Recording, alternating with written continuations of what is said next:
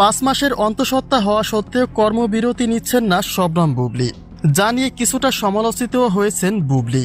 কিন্তু এবার শোনা যাচ্ছে বুবলীর ফিতা কাটা উছিলা মাত্র, তার মূল উদ্দেশ্য হচ্ছে বাচ্চার মার্কেটিং করা। অর্থাৎ মুখ ফুটে কিছু বলবেন না বুবলী, কিন্তু তার কর্মেই মানুষ বাকিটা বুঝে যাবে। তিনি যে আবারও সাকিবের বাচ্চার মা হচ্ছেন সেটা প্রমোট করাই বুবলীর মূল উদ্দেশ্য।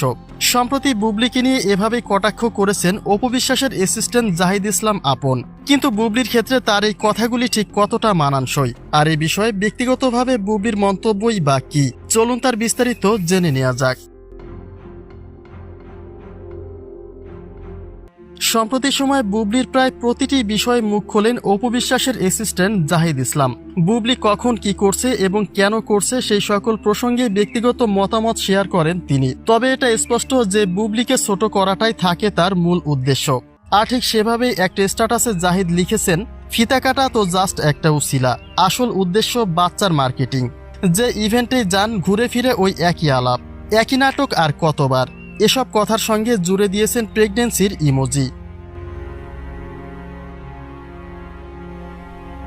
মূলত বুবলীর অন্তঃসত্ত্বার খবরটি এখন টক অব দ্য কান্ট্রি, আর এই কারণে সাকিব বুবলী প্রসঙ্গে দেশবাসীর জানার কৌতূহল অনেক বেশি।